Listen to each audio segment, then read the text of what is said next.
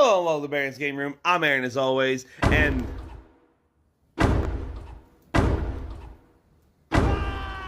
It's Godzilla! It looks like Godzilla, but due to international copyright laws, it's not. Still, we should run like it is Godzilla! Though it isn't.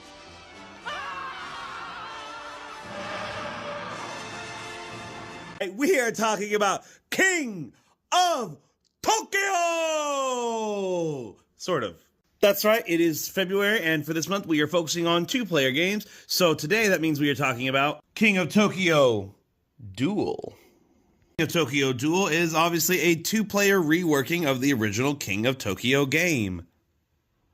If you're not familiar with the King of Tokyo series, there's the original King of Tokyo, King of New York, King of Tokyo Dark Edition, King of Monster Island, and this one, King of Tokyo DUEL. It's all games about giant kaijus fighting, trying to be a King of the Hill style game that's kind of a battle Yahtzee in a sort. Anyways, yeah, let's get into it. Setup, place the board where both players can reach it. Then be sure to put the blue and red markers right here in the center spaces. This is the Fame and Destruction tracks.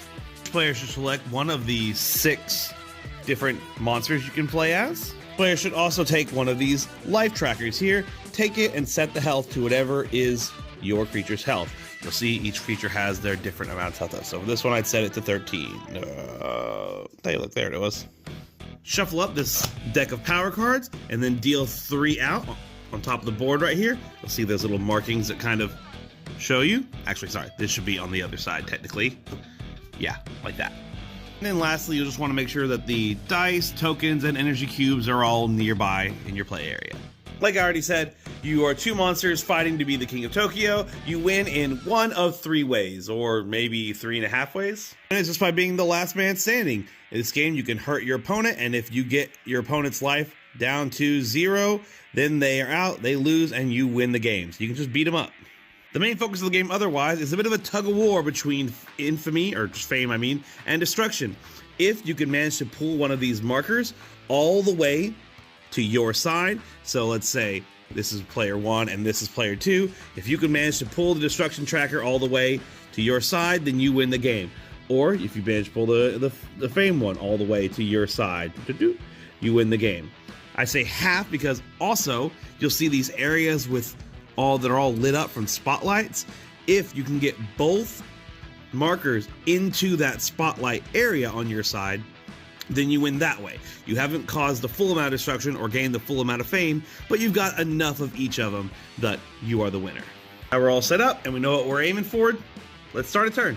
Turn, you will take all 6 red dice. This is a press your luck die rolling inch. So we take all the dice and give them a roll.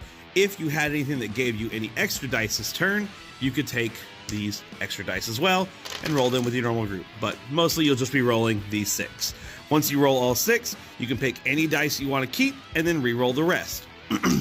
Nothing is fully locked permanently. I could choose to keep, let's say, these 2 at first and then re-roll and then change my mind, decide I actually don't want to keep that claw and roll that again next turn. But you get 2 re-rolls, so 3 rolls in total. Your first roll, re-roll 1, re-roll 2. You can stop earlier if you want, but once you've done all 3 of your rolls, you will then see what your results are, and let's go over those. The heart's a super simple one. For every heart you roll, you will heal yourself up 1.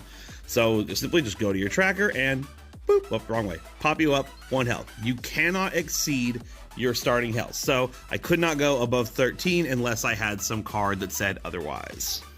Claws are another super simple one. They are dealing damage to your opponent, so for every claw you roll, your opponent will go down 1 health. Boop, that went the right way. We have the lightning bolts. For every lightning bolt you roll, you will take 1 of these green cubes. These are energy cubes. You can spend these later on in your turn to buy these cards up here. These are power-ups and stuff. We'll go over those in a bit. Then there's the stars and the buildings. This is the fame and destruction ones. They match our little markers up here. These both work the exact same.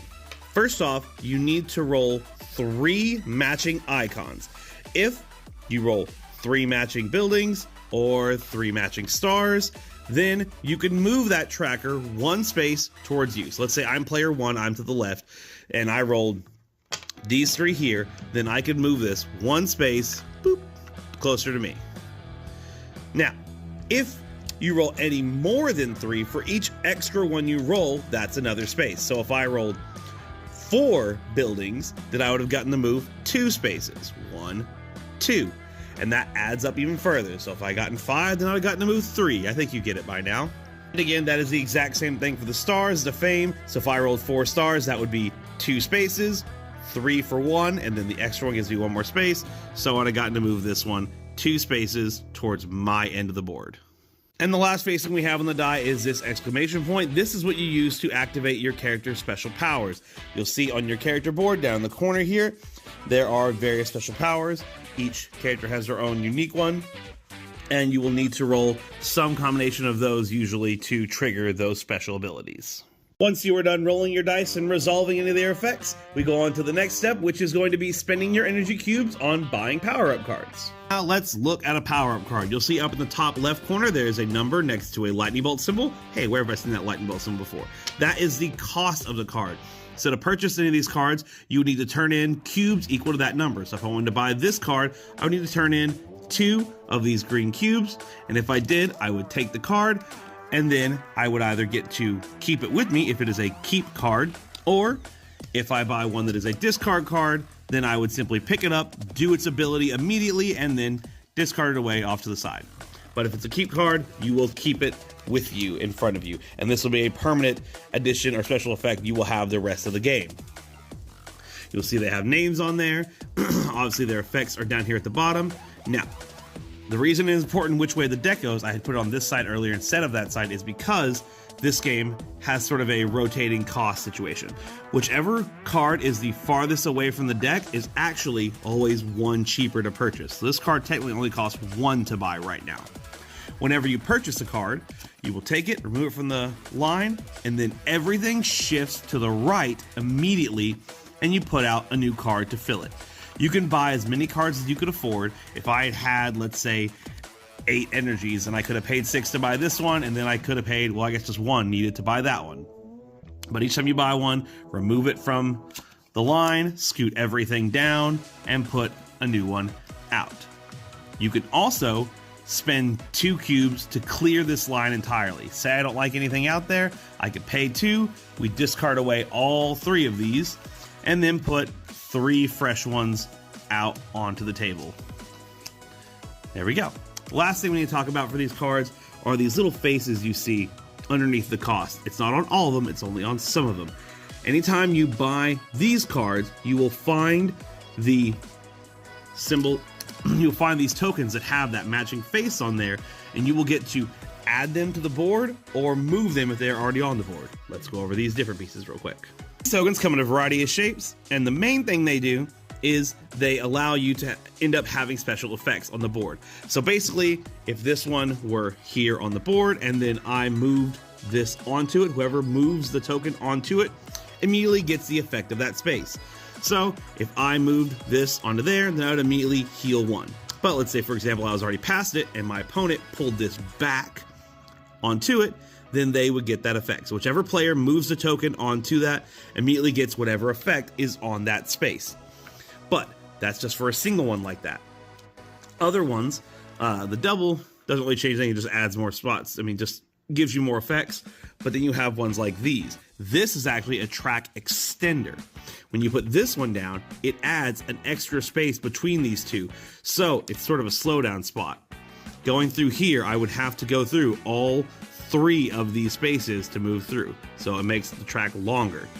Whereas these weird ones actually shrink the track. I would put it down something like this, and now it completely skips that space and jumps to this one. Cool, right? Oh, but we have one last thing before we end our turn. If you don't want to buy any power cards whatsoever, then instead of buying any cards, you can just get 1 energy. So anytime you don't buy a power card during the 3rd phase of your turn, you just get another energy that you can spend later. I feel like that pretty much covers all the basics of the game. As I said, it's just a simple press your luck die rolling game. If you've played Yahtzee before or several other press your luck dice games, then you know the base of the game. Roll the dice, pick which results you want to aim for, roll them a couple more times, and then resolve them out. Again, the goal is to either have a tug-of-war situation where you're both kind of pulling at all the fame and destruction and try and get both of them far enough your way to win, or get just one of them far enough your way to win. Otherwise, it's sort of a fight back and forth on, dealing damage and healing. And yeah, it's simple. It's very much in line with King of Tokyo stuff. If you've played the King of Tokyo games or any of the King of series and you like it, I can't see why you wouldn't like this one. King of Tokyo was one of the first modern games that we ended up buying when we got into the hobby, and we've been a fan ever since. We buy all this stuff, and this one's no exception. Do have to say though, the special abilities that each monster has, I'm not a super big fan of those. Some of them just feel like they're better than other certain ones in almost a weird rock, paper, scissors situation. It seems like if you put certain monsters together, you've almost determined your winner right away from there, and I don't super love that. They're just, I don't know, me and my wife have played several times in a row, each trying out different monsters, and just some of the combinations feel weird. I will say one thing I don't like with the series as a whole, and I feel like the evolution cards, which is an expansion of the original game, kind of added that. It sort of added these abilities, and sometimes it can kind of force you to play a certain way, and that's not always super fun for me when you take away my creative choice during gameplay. If you like the way a certain character looks, but their ability leans towards a certain other playstyle than how you want to play, you're kind of stuck doing the playstyle they're built for. I will also say that I feel like once someone gets a bit of a lead in any of these games, they can, especially in this two-player version of it, they can kind of dictate a little bit of the playstyle you have to go by a little bit. Because once someone deals some damage to you, you kind of have to start focusing on hearts. And if you don't have a good roll that heals you back up, then they kind of maintain the lead in that area. And if they focus on hitting you with claws again, you could be dead really quick. So I feel like whoever sort of takes a lead in any of the positions sort of starts dictating how the game's going to go. And I guess that leans into the tug-of-war aspect of it. It is very much, once someone starts getting over the line, you have to pull back. If someone starts leading into destruction, you either have to race fame to the end faster than they can, or you have to start pulling destruction back. I will say the fame and destruction are easy kind of back and forth, but life really is its own separate thing. Once someone starts bringing your life down, you really don't have much of a choice on focusing on fame or destruction unless you can do it excessively fast, because it's just a lot easier to bring someone's health down than it is to drag those fame and destruction markers. But those complaints aside, it doesn't change my overall opinion of the game. It still looks great like all King of Tokyo games do. It's still a fun, simple game that's a lot of fun. If you like a good dice chucker, it's a good dice chucker. King of Tokyo Duel, like pretty much the entire King of Tokyo series for me, is fair and approved.